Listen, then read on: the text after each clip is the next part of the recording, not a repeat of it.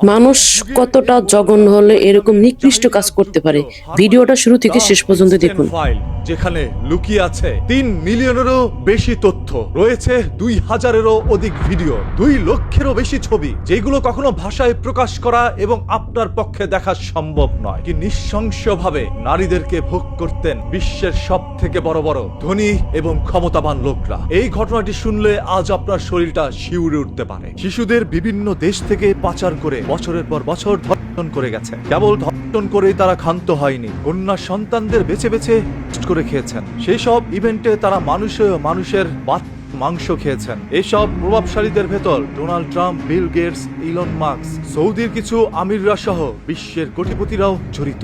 এমনকি আমাদের প্রতিবেশী দেশেরও নরেন্দ্র মোদীও জড়িত। এক কথা, ইপস্টেইন ফাইল হলো প্রভাবশালী শয়তানদের ক্ষুদ্রতম আমলনামা। একটু কল্পনা করেন আপনার ঘরে থাকা আদরের সেই ছোট্ট মেয়েটির কথা, যার বয়স 12 কিংবা 13, ফুলের মতো পবিত্র, চোখে এক রাস স্বপ্ন। একদিন তাকে বলা হলো তাকে একটি বিশেষ বৃত্তি দেওয়া হয়েছে। বলা হলো সে বিশ্বের সবচেয়ে জ্ঞানী, ধনী এবং প্রভাবশালী মনীষীদের সাথে দেখা করার সুযোগ পাবে। এই কথা শুনে বাবা মার কাছ থেকে বিদায় নিয়ে সরল মনে মেয়েটি প্লেনে উঠল। কিন্তু সে জানতো না চকমকে ওই প্লেনটির নাম ললিতা এক্সপ্রেস। সে জানতো না এই প্লেনটি তাকে স্বপ্নের দেশে নয়, বরং দাজ্জালিক সভ্যতার এক গোপন জাহান্নামের দিকে নিয়ে যাচ্ছে, যার গন্তব্য প্রশান্ত মহাসাগরের বুকে অবহেলিত বিচ্ছিন্ন দ্বীপ লিটল স্লেট জেমস। দ্বীপটিকে দেখতে দুনিয়ার জান্নাতের মতো মনে হয়। চারদিকে নীল সমুদ্র, মাঝখানে রাজকীয় প্রাসাদ। কিন্তু প্রাসাদের ভিতরে ঢুকতেই মেয়েটির স্বপ্ন কাচের মতো চুরমার হয়ে যায়। সে দেখলো টিভির পর্দায় যাদেরকে হিরো হিসেবে দেখেছে, নোবেল বিজয়ী, বিজ্ঞানী, বিশ্ব নেতা, হলিউড সুপারস্টার, তারা সেখানে বসে আছে। কিন্তু তাদের চোখে মমতা নেই, আছে এক আদিম ঐশাচিক ক্ষুধা। এটা দেখে তখন মেয়েটি চিৎকার করে বলছিল, আমি আমার মায়ের কাছে যাব। কিন্তু তার কান্না চাপা পড়ে গিয়েছিল প্রশান্ত মহাসাগরের গর্জনের আর স্যাম্পলেনের বোতল খোলার শব্দে। তাকে বলা হতো, চুপ থাকো, এরা এই পৃথিবীর ঈশ্বর, এদের সেবা করাই তোমার কাজ। দিনের পর দিন এই নিষ্পাপ শিশুদের ছিঁড়ে খেয়েছেন তারা, যাদের পোস্টার আপনার ঘরের দেয়ালে টাঙিয়ে রাখেন। এগুলো শুনে হয়তোবা আপনারা ভাবছেন, এত বড় বড় প্রভাবশালী নেতারা জড়িত, তাহলে এই তথ্য বের হলো কিভাবে? জেফ্রি এপস্টেইন ছিল অত্যন্ত চতুর। সে তার ক্লায়েন্টের নাম এবং কন্টাক্ট ডিটেলস লিখে রাখতেন একটি ছোট্ট কালো ডায়েরিতে, যা দা ব্ল্যাক বুক নামে পরিচিত। এটি ছিল তার ইনফ্লুয়েন্স পলিসি। এই রাঘব বোয়ালদের নাম তার কাছে আছে বলে কেউ তাকে ছুবে না। কিন্তু সে জানতো না পাপ বাপকেও ছাড়ে না। ভার্জিনিয়া বুফ্রে নামের এক সাহসী নারী, যে ছোটবেলায় এই পিশাচদের শিকারে পরিণত হয়েছিল, সে এপস্টেইনের সহযোগী এবং রক্ষিতা গিসলাইন ম্যাক্সওয়েলের বিরুদ্ধে মামলা ঠুকে দেয়। সেই মামলার সূত্র ধরে যুক্তরাষ্ট্রের আদালতের নির্দেশে হাজার হাজার পৃষ্ঠার সিল্ড ডকুমেন্টস জনসম্মুখে প্রকাশ করার আদেশ দেওয়া হয়। এরপর বিশ্ববাসী অবাক হয়ে দেখলো, এতদিন যারা তাদেরকে ভদ্রলোক ভেবে এসেছে,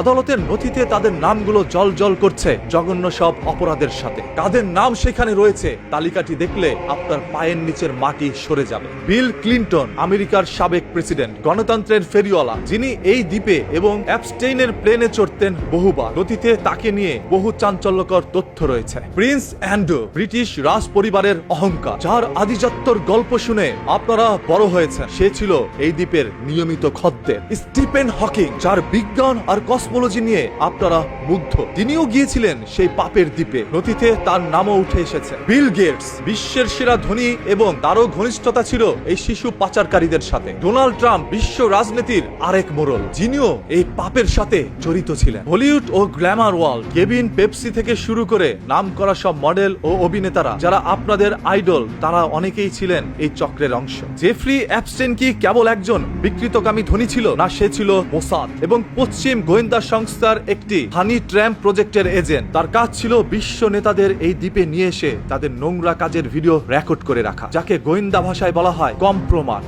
পরবর্তীতে এই ভিডিওগুলো দিয়ে তাদের ব্ল্যাকমেল করা হতো। আপনার প্রিয় নেতা যখন টিভিতে দাঁড়িয়ে ফিলিস্তিনের বিপক্ষে বা অদ্ভুত সব সেকুলার এজেন্ডার পক্ষে কথা বলে, তখন তাদের গলার দড়িটা আসলে জায়নবাদীদের হাতে থাকে। তারা জানে মুখ খুললেই তাদের এই গোপন ভিডিও ফাঁস হয়ে যাবে। বাংলাদেশের কোন মাদ্রাসার শিক্ষক যদি শরিয়া আইন নিয়ে কথা বলে, নারীদেরকে ঘরমুখী হওয়ার কথা বলে, অল্প বয়সে নারীদের বিয়ে নিয়ে কথা বলে, তখন এই দেশের সুশীলরা, নারীবাদীরা চিৎকার করে আকাশ বাতাস ভারী করে ফেলে, বলে মোল্লারা সব শিশুকামী। কিন্তু আজ যখন শত শত প্রমাণ সামনে আসছে যে তাদের স্বপ্নের আমেরিকা, তাদের সভ্যতার ধারক বাহকেরা এক একজন জঘন্য লেভেলের ব্যাটফয়েল, তখন তারা মুখে কলপ এনেছে। কারণ এই পিচাসরা টাইপ পরে ইংরেজিতে কথা বলে এবং দামি পারফিউম মাখে। তাদের কাছে সাদা চামড়ার অপরাধ কোনো অপরাধ না, ওটা লাইফস্টাইল। এই দাজ্জালিক বা নিউ ওয়ার্ল্ড অর্ডার এর মূল মন্ত্রই হলো পারিবারিক প্রথা ধ্বংস করা এবং বিকৃত যৌনাচারকে নরমাল করা। এই অ্যাপস্টেইন চক্র কোনো বিচ্ছিন্ন ঘটনা না, এটা সেকুলার পুঁজিবাদী ব্যবস্থার পচে যাওয়া কলিজার বাস্তব ছবি। আপনার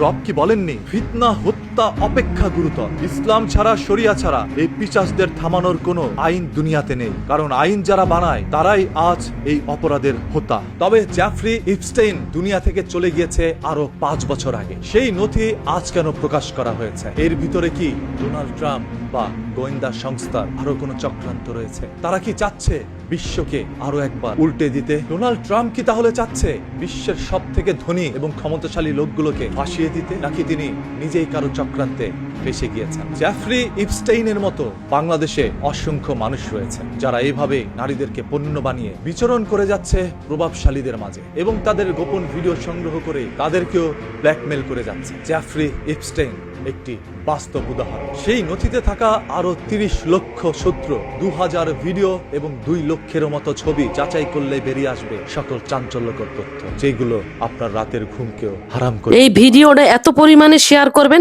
সারা বিশ্বের মানুষ দেখতে পারে আর এই জঘন্য কাজের প্রতিবাদ করতে পারে।